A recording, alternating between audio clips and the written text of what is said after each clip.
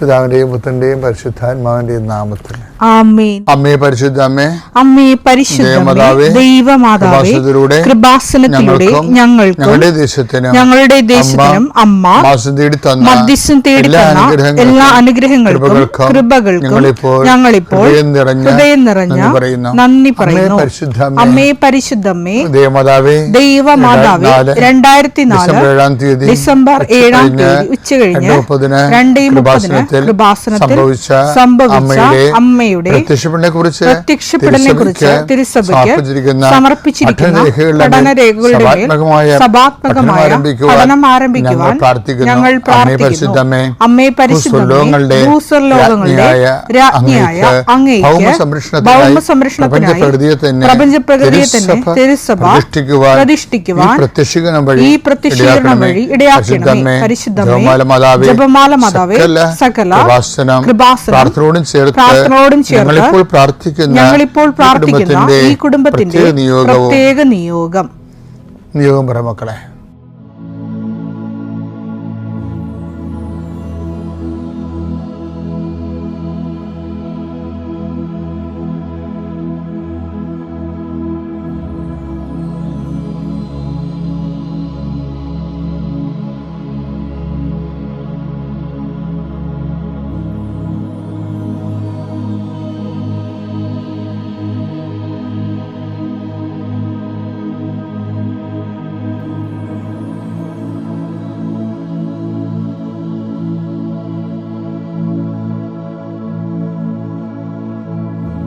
അമ്മയുടെ പ്രത്യക്ഷീകരണത്തിന്റെ ഈ അനുഗ്രഹവേളയിൽ ഞങ്ങൾക്ക് സാധിച്ചു തരുവാൻ കനിയണമേ. ആമേൻ. കർത്താവിന്റെ ഉന്നതമായ നാമത്തിന് സ്വസ്ഥം ചെയ്യുന്നു. കർത്താവിന്റെ വിശുദ്ധ പൗരോഹിത്യത്തെ മഹത്വപ്പെടുത്തണമേ. കർത്താവ് സഭയിലുള്ള സാന്നിധ്യം പ്രകടമാക്കണമേ.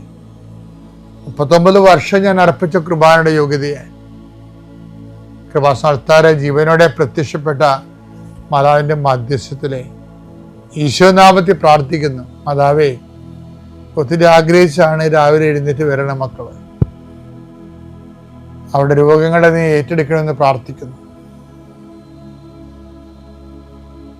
അവരെ നീ സാന്ത്വനപ്പെടുത്തണം. പ്രത്യേകിച്ച് ശാരീരികമായ അവശതകളും രോഗങ്ങളും പരുക്കളും പൊറുക്കാത്ത മുറിവുകളും ഉള്ളവർ കർത്താവെ, അവരെ ഈ പ്രഭാതത്തിൽ അങ്ങ് സ്പർശിക്കണേ ഈശോയെ. കർത്താവെ, ചിലരൊക്കെ ഒരു ദിവസമെങ്കിലും ഒന്ന് ശരീരത്തിന് രോഗമില്ലാതിരുന്നെങ്കിലും ആഗ്രഹിക്കുന്ന രോഗികളെ കർത്താവെ കണ്ണീരോടെ പ്രാർത്ഥിക്കുന്നു. അവരെ നീ കൈവിട്ട് കളയരുത്. കർത്താവെ, സമാധാനത്തിന് വേണ്ടി പ്രാർത്ഥിക്കുന്നവരുണ്ട്. ഉറക്കം ഇല്ലാത്തവരുണ്ട്. കർത്താവ്, ഒരു വീട്ടിൽ തന്നെ താമസിച്ചിട്ട് എല്ലാവരും പരോക്ഷമായിട്ടും പ്രത്യക്ഷമായിട്ടും ഒക്കെ അവഗണിക്കുകയും ഗ്രൂപ്പുകൾ ഉണ്ടാക്കുകയും അതിൻ്റെ ആ ഗ്രൂപ്പിൽ പെടാത്തതിൻ്റെ പേരിൽ ഞെരുക്കപ്പെടുകയും ചെയ്യുന്നവരുണ്ട്. അത്രയും വലിയ തിന്മയുടെ ഭവനത്തിൽ നിന്ന് എവിടെയെങ്കിലും ഓടി ഒളിച്ചാൽ മതിയെന്ന് ഓർത്ത് വിഷമിക്കുന്നവരുണ്ട്. ഈശോയെ, അങ്ങനെ ഒറ്റപ്പെട്ടു പോയവരെ നീ താങ്ങിയെടുക്കണമേ എന്ന് പ്രാർത്ഥിക്കുന്നു. കർത്താവെ, ജപ്തി നടപടികൾ, സാമ്പത്തിക ബാധ്യതകൾ കർത്താവെ ഇറങ്ങിക്കൊടുക്കണമെന്ന് പറഞ്ഞിരിക്കുന്നവരെ, പൈസ അടക്കാൻ പറഞ്ഞിരിക്കുന്ന ഡേറ്റുകൾ, പൈസ കൈ തികയാത്തവർ, പൂർണ്ണമായിട്ടും ഇല്ലാത്തവർ, അവരെയൊക്കെ നീ സന്ധിക്കണം.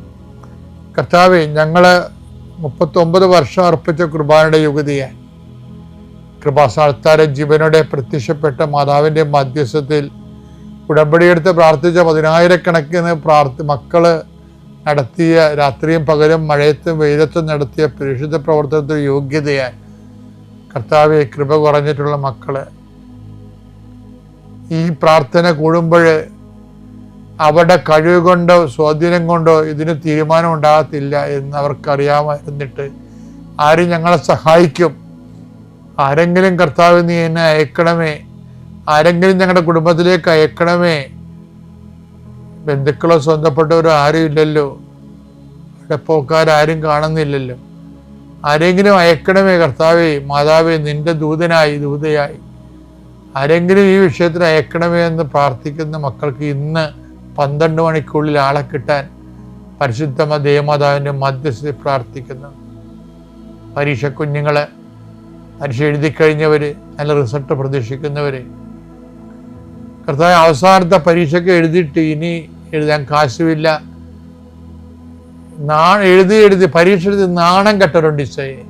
CA പരീക്ഷ പോലുള്ള പരീക്ഷകൾ 9ഉം 10ഉം ഒക്കെ എഴുതി അവർക്ക് തന്നെ നിക്കക്കളിയില്ലാതിരിക്കുന്നവരുണ്ട്. അവരെ ഈ ഒറ്റ പ്രാർത്ഥന കൊണ്ട്, അവരുടെ കഴിവല്ല, ഉടമ്പടി പ്രവർത്തിക്കേണ്ട മനുഷ്യന്റെ കഴിവിലല്ല, not by merit but by ഗ്രേസിലാണ്. ആ ഗ്രേസിന്റെ ശക്തി യേശുക്രിസ്തുവിന്റെ വിശുദ്ധ രക്തത്തിൽ നിന്നാണ് കൃപയുണ്ടാവണമെങ്കിൽ അത് കർത്താവിൻ്റെ സൗജന്യ ദാനമാണെന്ന് മനസ്സിലാക്കിക്കൊണ്ട് കർത്താവിൻ്റെ കൃപയുടെ ശക്തിയാൽ നിന്റെ എല്ലാ അപാകതകളും, എല്ലാ പരിചയക്കുറവുകളും, എല്ലാ പരാധീനതകളും പോരായ്മകളും യേശുനാമത്തിൽ പരിഹരിക്കപ്പെടുകയും നീ യേശുനാമത്തിൽ സൗഖ്യപ്പെടുകയും യേശുനാമം സമാധാനപ്പെടുകയും ചെയ്യട്ടെ. നിത്യപിതാപുത്രനും പരിശുദ്ധാത്മാവായ സർവേശ്വര എന്നേക്കുമേ. വിശ്വാസ പ്രമാണം. സർവശക്തനായ പിതാവും ആകാശത്തിന്റെയും ഭൂമിയുടെയും സൃഷ്ടാവുമായ ദൈവത്തിൽ ഞാൻ വിശ്വസിക്കുന്നു. അവിടുത്തെ ഏകപുത്രനും ഞങ്ങളുടെ കർത്താവുമായ ഈശോമിശിഹായിലും ഞാൻ വിശ്വസിക്കുന്നു.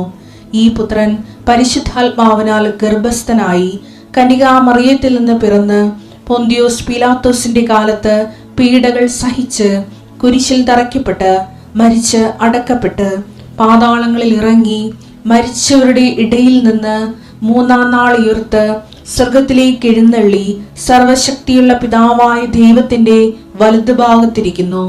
അവിടെ നിന്ന് ജീവിക്കുന്നവരെയും മരിച്ചവരെയും വിധിക്കുവാൻ വരുമെന്നും ഞാൻ വിശ്വസിക്കുന്നു. പരിശുദ്ധാത്മാവിലും ഞാൻ വിശ്വസിക്കുന്നു. വിശുദ്ധ കത്തോലിക്കാ സഭയിലും പുണ്യവാന്മാരുടെ ഐക്യത്തിലും പാപങ്ങളുടെ മോചനത്തിലും ശരീരത്തിന്റെ ഉയർപ്പിലും നിത്യമായ ജീവിതത്തിലും ഞാൻ വിശ്വസിക്കുന്നു. ആമേൻ. സുഖസ്ഥനായ ഞങ്ങളുടെ പിതാവേ, അങ്ങയുടെ നാമം പൂജിതമാകണമേ. അങ്ങയുടെ രാജ്യം വരണമേ. അങ്ങയുടെ തിരുമനസ് സ്വർഗത്തിലെ പോലെ ഭൂമിയിലുമാകണമേ. അന്നു വേണ്ടുന്ന ആഹാരം ഇന്ന് ഞങ്ങൾക്ക് തരണമേ. ഞങ്ങളോട് തെറ്റ് ചെയ്യുന്നവരോട് ഞങ്ങൾ ക്ഷമിക്കുന്നത് പോലെ ഞങ്ങളുടെ തെറ്റുകൾ ഞങ്ങളോടും ക്ഷമിക്കണമേ. ഞങ്ങളെ പ്രലോഭനത്തിൽ ഉൾപ്പെടുത്തരുതേ, തിന്മയിൽ ഞങ്ങൾ രക്ഷിക്കണമേ. ആമേൻ. നന്മ നിറഞ്ഞ മറിയമേ, സ്വസ്തി. കർത്താവ് അങ്ങയുടെ കൂടെ സ്ത്രീകളിൽ അങ്ങ് അനുഗ്രഹിക്കപ്പെട്ടവളാകുന്നു. അങ്ങയുടെ ഉദരത്തിൻ ഫലമായി ഈശോ അനുഗ്രഹിക്കപ്പെട്ടവനാകുന്നു. പരിശുദ്ധ മറിയമേ, തമ്പുരാന്റെ അമ്മേ, പാപികളായ ഞങ്ങൾക്ക് വേണ്ടി ഇപ്പോഴും ഞങ്ങളുടെ മരണസമയത്തും തമ്പുരാനോട് അപേക്ഷിക്കണമേ. ആമേൻ. ഇന്നൊരു രസം ഉണ്ടായേ. ഇന്നലെ ഞാൻ ആൾക്കാരെ നിന്നപ്പോൾ എല്ലാ ദിവസവും ഞാൻ ആൾക്കാരെ കാണുമല്ലോ. അപ്പോഴേ ഈ നടുവൊക്കെ കുടിഞ്ഞ് ആൾക്കാർ താങ്ങിക്കൊണ്ട് വരുന്ന ആൾക്കാരുണ്ടല്ലോ, അവരെ കണ്ടപ്പോൾ എനിക്ക് പ്രത്യേക കരുണ തോന്നിയവരോട് ഞാൻ അവരുടെ കാര്യം ആദ്യം സാധിച്ചു കൊടുത്തു. അവരെ കാര്യമായിട്ട് പരിഗണിച്ച് അവർ സൈത്ത് പൂശി ഈശോയുടെ നാമത്തിൽ പ്രാർത്ഥിച്ച് അവർ നിർത്തി കഷ്ടപ്പെടുത്താതെ പറഞ്ഞു വിട്ടു. അപ്പം എൻ്റെ ഉള്ളൊരു ചിരി വരുന്നുണ്ട്. അത് ഞാൻ എന്നെ തന്നെ ആക്ഷേപിച്ചതാണ് ശരിക്കും. കാര്യം ഈ കൃപാസനത്തിലെ ആൾക്കാരുടെ തിരക്ക് കാരണം ഞാൻ എല്ലാവരും ഒരുപോലെയാണ് പരിഗണിച്ചു പോണത്. ചില ആൾക്കാരെ പ്രത്യേകിച്ച് അങ്ങനെ പരിഗണിക്കരുത്. കാര്യം വെച്ച് കഴിഞ്ഞാൽ വിഷയം എന്ന് വെച്ചാലേ നമുക്ക് കൃപാസനം ടോക്കിൻ്റെ തന്നെ ഒരു രീതി എന്ന് പറയുന്നത് എന്താണ്, കസ്റ്റമർ കെയർ ചെയ്യത്തില്ല ഞങ്ങളാരും. കൃപാസനത്തിൽ വന്ന് എനിക്ക് മനസ്സിലാവും, ഈ ബിസിനസ് സെൻറ്ററിലാണ് കസ്റ്റമർ കെയർ നടത്തുന്നത്. അപ്പോൾ ആ ചേട്ടാ ഇരിക്കു ചേട്ടാ, സുഖമാണ് ചേട്ടാ, വെള്ളം വേണം കുടിക്കാൻ, ആ പോണവരെ അവരെ പിന്തിരിഞ്ഞുകൊണ്ട് അവരെ പാമ്പർ ചെയ്തുകൊണ്ട് നടക്കും. ഇങ്ങനെ ഒരു കെയർ നിങ്ങൾക്ക് കൃപാസനത്തിൽ കിട്ടത്തില്ല, എനിക്കറിയാമല്ലോ. പക്ഷെ അതിന് പകരം വേറെ ഒരു കെയർ കിട്ടും. അത് റഫായിട്ടുള്ള കെയറാണ്. എന്താണ് കാര്യം? കവനൻ കെയർ. കവനൻ്റെ കാര്യത്തിൽ ഞങ്ങളൊരു കോംപ്രമൈസ് ചെയ്യില്ല. ചില ആൾക്കാർ വന്ന് ചോദിക്കും, ഈ ഉടമ്പടി എടുക്കാതെ അച്ഛനെ കാണാൻ വല്ല മാർഗവും ഉണ്ടോ എന്ന് ചോദിക്കുമ്പോൾ ചിലപ്പോൾ അവർ റഫായിട്ട് പറയും ഒരാൾ, ചേച്ചാ കൈ നനയാതൊന്നും മീൻ പിടിക്കണ്ട, വണ്ടി വിട്ടേക്കാൻ പറയും. അതിൻ്റെ ഞങ്ങൾ എന്താ ഉദ്ദേശിക്കുന്നത് വെച്ച് കഴിഞ്ഞാൽ, ആ കവനൻ്റ് എന്ന് പറയുന്ന ദൈവം എത്രയോ ജനങ്ങനത്തെ ലോകത്തുണ്ടായിരുന്നു. ഇതിനൊക്കെ ലക്ഷക്കണക്കിന് മനുഷ്യർ അത് അനുഭവിച്ചു. ഇന്നും എന്തുമാത്രം അക്രൈസ്തവരാണ് അൾത്താരയിൽ ഇന്നലെ കരഞ്ഞുകൊണ്ട് സാക്ഷ്യം പറയണ ദൈവത്തെ അനുഭവിച്ചിട്ട്. അതൊക്കെ ഓർക്കുമ്പോഴേ, അതായത് ഒരു ദിവസം ഇന്നലെ കിട്ടിയ ഒരു സാക്ഷ്യം എന്നറിയാമോ? അതായത് ഒരു ചേച്ചിയുടെ ഒരു പ്രധാനപ്പെട്ട വിഷയം, അവരിങ്ങനെ തുപ്പി തുപ്പി നടക്കും, ഭക്ഷണം കഴിക്കത്തുമില്ല. അപ്പോൾ അവരെ മെലിഞ്ഞ ആള് ആൾക്കാരെ പിടിച്ചു കൊണ്ടുവരുന്നത്. കൊണ്ടുവരുമ്പോൾ അവർ വന്നപ്പോൾ തന്നെ അവർ അവിടെ വീണ് കഴിഞ്ഞ ശേഷം അവർക്ക് ബോധം വന്നപ്പോൾ, അതാ മാതാവിൻ്റെ തിരുസേന വന്നപ്പോൾ അവർ ബോധം വന്നപ്പോൾ അവർ ഭക്ഷണം കഴിക്കാൻ തുടങ്ങി. അവർ ഭക്ഷണം കഴിക്കേണ്ട അവരുടെ മകൾ കരഞ്ഞുപോയി. കാര്യം മാസങ്ങളായി അമ്മ ഭക്ഷണം കഴിച്ചിട്ട്. അപ്പം അമ്മ ആ കെട്ടഴിച്ച് വിട്ട്. പക്ഷെ എന്നാലും തുപ്പൽ മാറുന്നില്ല. അത്താഴയിൽ അവർ വരുമ്പോൾ അവർക്ക് വേറെ എന്തോ അസുഖമൊക്കെ പറഞ്ഞ് അത്താഴ വരികയാണെങ്കിലും, ഞാൻ സൈത്തെടുക്കുമ്പോൾ ഈശോ എന്നെക്കൊണ്ട് അവിടെ തൊണ്ടയിൽ കുരിശിടാൻ പറഞ്ഞു. അങ്ങനെ ഞാൻ തൊണ്ടയെ കുരിശിട്ട്. അതോടുകൂടി അവളുടെ തുപ്പൽ നിർത്തി. എത്രയോ വർഷങ്ങളുടെ തുപ്പലാണ്, ഭക്ഷണം കഴിക്കാതെ. അപ്പോൾ ഇത് കാണുമ്പോൾ, ദൈവത്തിനെ അനുഭവിച്ച് കഴിയുമ്പോൾ ആ മകള് കരഞ്ഞുകൊണ്ടാണ് സാക്ഷ്യം പറയുന്നത്, കരഞ്ഞുകൊണ്ട്. അപ്പോൾ ഉടമ്പടി ഇതിനകം എത്രയോ ലക്ഷങ്ങൾ അത് യേശുവിനെ ആദ്യമായിട്ടും കണ്ടുമുട്ടുന്നവർ പോലും ദൈവത്തെ അനുഭവിക്കുകയാണ്. അപ്പം ദൈവത്തെ അനുഭവിക്കുമ്പോൾ ഞങ്ങളെപ്പോഴും ചെയ്യണത് എന്താണ്? ഞങ്ങൾ കസ്റ്റമറിനെ കെയർ ചെയ്യത്തില്ല, പക്ഷെ കവനൻ്റെ കെയർ ചെയ്യും. ആദ്യം നിങ്ങൾ ദൈവരാജ്യത്തെയും അതിനെ നീതിയെയും കുറിച്ച് തന്നെ അന്വേഷിക്കുക. അതാണ് കവനൻ കെയർ എന്ന് പറയുന്നത്. മത്തായി 6:33 നിങ്ങൾ ആദ്യം അവിടുത്തെ രാജ്യവും അവിടുത്തെ നീതിയും അന്വേഷിക്കുക, അതോടൊപ്പം മറ്റുള്ളവയെല്ലാം നിങ്ങൾക്ക് ലഭിക്കും. കവനന്റെ കൃത്യവും വൃത്തിയായിട്ട് എടുക്കാൻ വേണ്ടി, അത് ജീവിക്കാൻ വേണ്ടി ഞങ്ങൾ ഞങ്ങളെ ട്രെയിൻ ചെയ്യും. പിന്നെ കവനരെ തെറ്റിക്കുന്നവരോട് വളരെ ശാസനാപൂർവ്വം സംസാരിക്കും. തലയിലേക്ക് ഞാൻ സംസാരിക്കാൻ കേട്ടത് നിങ്ങൾക്ക് മനസ്സിലാകും. കുർബാനയ്ക്ക് വളരെ കർക്കശയോട് സംസാരിക്കും. നിങ്ങൾ ആലപ്പുഴ വന്ന് പണി മേടിക്കരുത് തന്നെ ഞാൻ പറയും. എന്താ കാര്യം? ചില ആൾക്കാർക്ക് ക്രിസ്തുവിന് അനുഗ്രഹം വേണം, ക്രിസ്തുവിനെ വേണ്ട.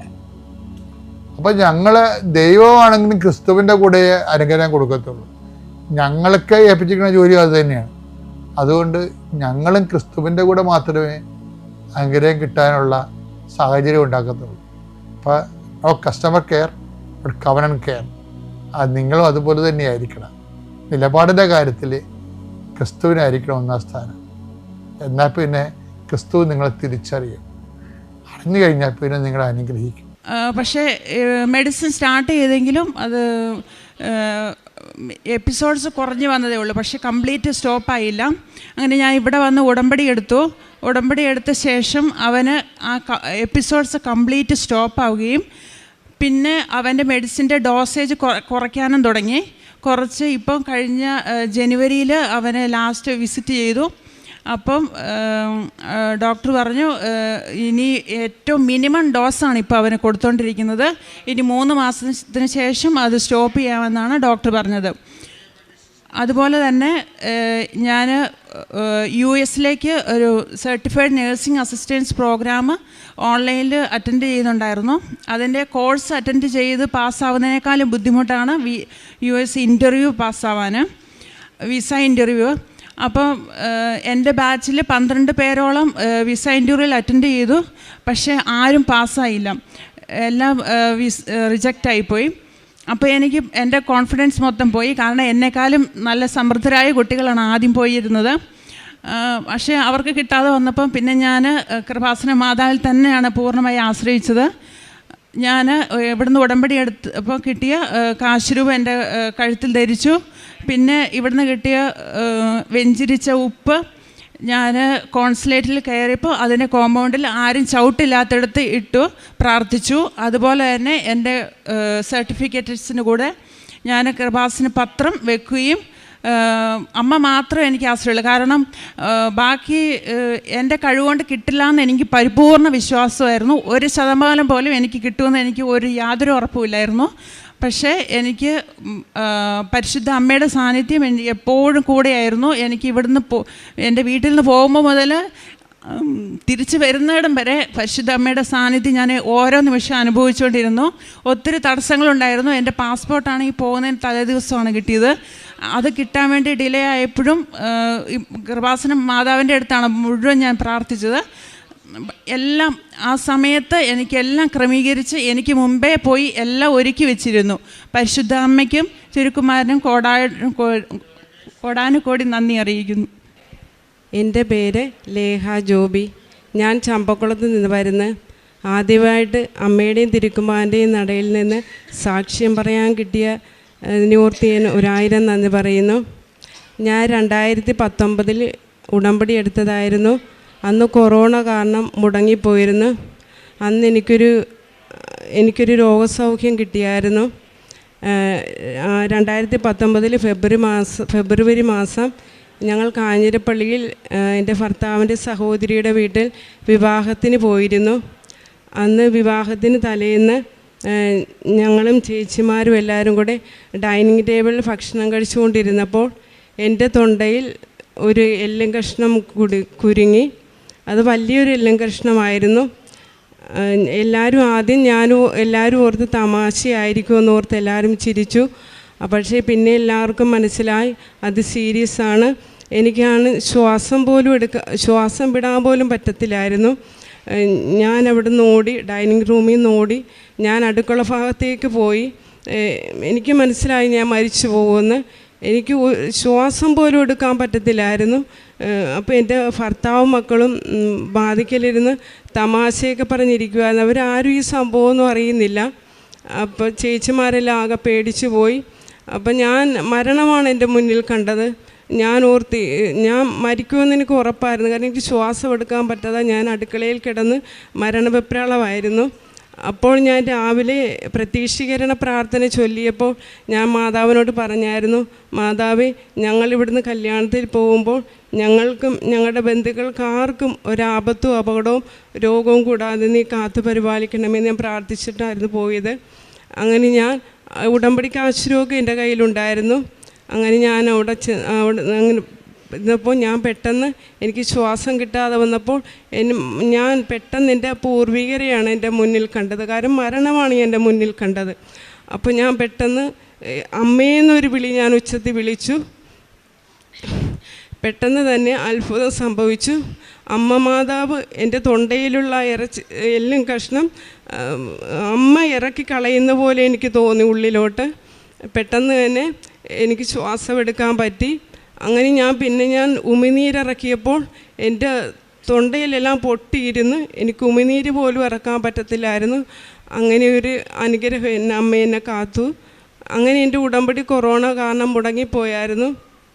അങ്ങനെ 2022 ഓഗസ്റ്റ് 16-ാം തീയതി എൻ്റെ ഭർത്താവിൻ്റെ അച്ചായി മരിച്ചു പോയായിരുന്നു. അങ്ങനെ മരിച്ചു പോയപ്പോൾ മരിച്ചു കഴിഞ്ഞ് 7ൻ്റെ അന്ന് ഞാൻ എൻ്റെ വീട് വരെ ഒന്ന് പോയായിരുന്നു എൻ്റെ അമ്മയ്ക്ക് വയ്യാതെ. അങ്ങനെ ഞങ്ങൾ തിരിച്ചു വന്നപ്പോൾ വീട്ടിൽ പെട്ടെന്നൊരു കുടുംബ പ്രശ്നം ഉണ്ടായി. അങ്ങനെ ആകെ താളം തെറ്റി വീട്ടിൽ. പിന്നെ എല്ലാവരും എല്ലാവരും ഭർത്താവും ചേച്ചിമാരും ചേട്ടന്മാരൊക്കെ ഇടയ്ക്ക് വഴക്കിട്ട് അങ്ങനെ പ്രശ്നങ്ങളായി കേസായി. അപ്പോൾ എനിക്ക് ആകെ വിഷമമായി.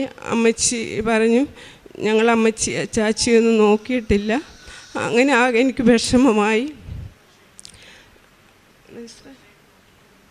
13 വർഷമായിട്ട് എൻ്റെ കല്യാണം കഴിഞ്ഞിട്ട് 13 വർഷമായി.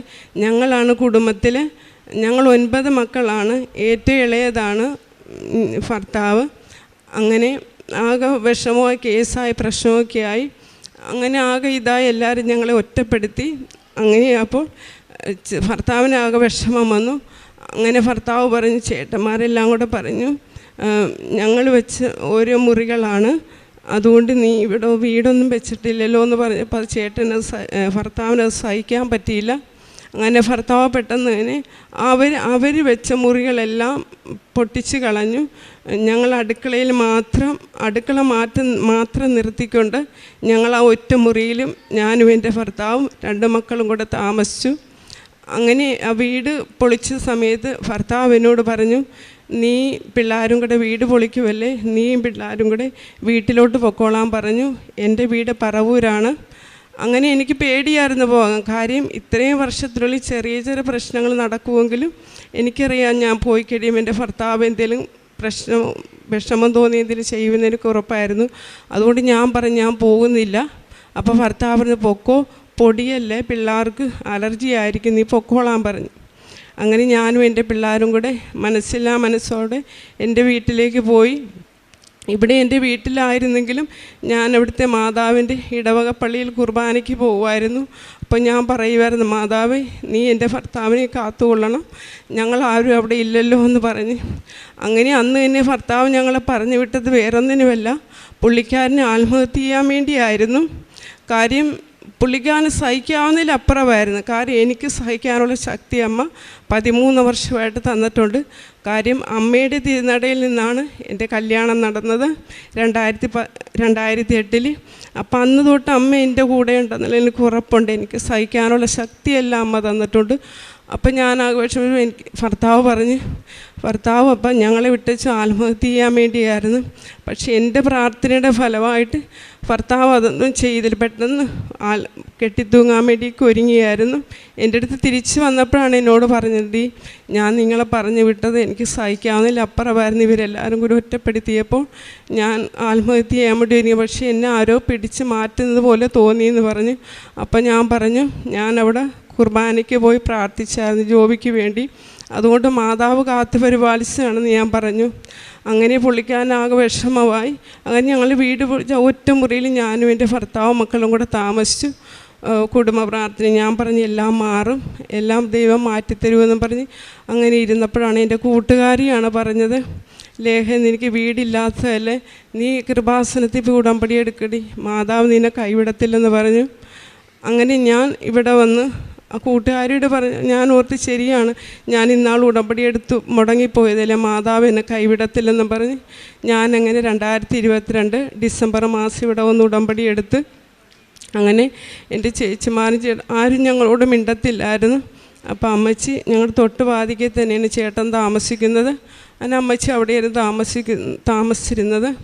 അപ്പോൾ ചേച്ചിമാരും എല്ലാവരും അവിടെ ഒന്നിച്ച് കൂടുമ്പോൾ എനിക്ക് കുഴപ്പമില്ലായിരുന്നു, അവർ എന്നോട് മിണ്ടിയില്ലെങ്കിലും. പക്ഷേ എൻ്റെ മക്കൾക്ക് അത് സഹിക്കാൻ പറ്റത്തില്ലായിരുന്നു.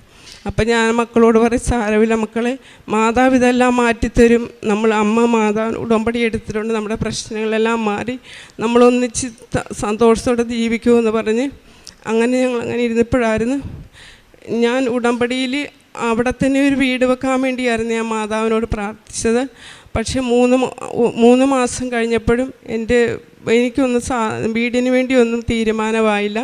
അപ്പോൾ ഞാൻ ഓർത്ത് ഉടമ്പടിയിൽ ഞാൻ പുതുക്കാമെന്നപ്പോൾ നിയോഗം ഞാൻ മാറ്റി എഴുതി, മാതാവേ എനിക്കെൻ്റെ സഹോദരങ്ങളുമായിട്ട് സന്തോഷത്തോടെ സമാധാനത്തോടെ ജീവിക്കണം, അതുകൊണ്ടമ്മ ഇവിടുന്ന് ഒരു 2 വീടകലമായാലും കുഴപ്പമില്ല, എനിക്ക് ഇവിടെ തന്നെ മാറി വന്ന് താമസിക്കാൻ അമ്മ അനുഗ്രഹിക്കണമെന്ന് ഞാൻ പ്രാർത്ഥിച്ചു.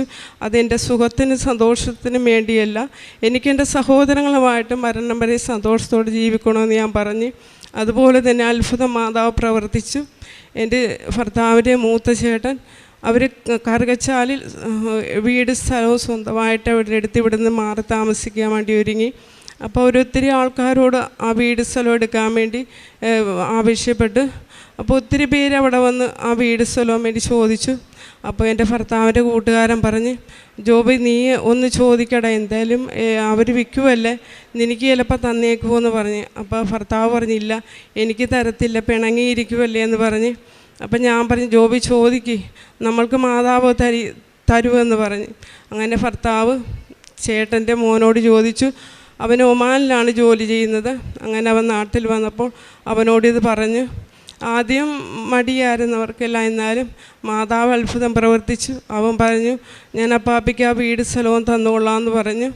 അങ്ങനെ ഞങ്ങൾക്ക് മാതാവ് അങ്ങനെ ഇരിക്കെ ഭർത്താവ് വീട് സ്ഥലവും ഇത് വിറ്റിട്ട് വേറെ സ്ഥലത്ത് പോകാൻ വേണ്ടി ഒത്തിരി പാട്ടി വീട് സ്ഥലമൊക്കെ തിരക്കി. അപ്പോഴും ഞാൻ വിശ്വാസത്തോടെ പ്രാർത്ഥിച്ചു, മാതാവേ നീ എന്നെ ഈ ഇടവകയിൽ നിന്ന് മാറ്റരുത്. കാര്യം എനിക്ക് ഈ ഇടവകയിൽ തന്നെ താമസിക്കണം. അവിടെ പള്ളിയിൽ മാതാവിൻ്റെ കുരോട്ടം ഞാൻ വൃത്തിയാക്കുന്നത് എല്ലാ ആഴ്ചയിലും. ഞാൻ അമ്മേ എന്നെ ഇവിടുന്ന് നീ മാറ്റരുത്, ഈ ഇടവകയിൽ തന്നെ എവിടെയെങ്കിലും നീ എനിക്ക് 2 സെൻറ്റ് സ്ഥലം തരണമെന്ന് ഞാൻ പ്രാർത്ഥിച്ചു.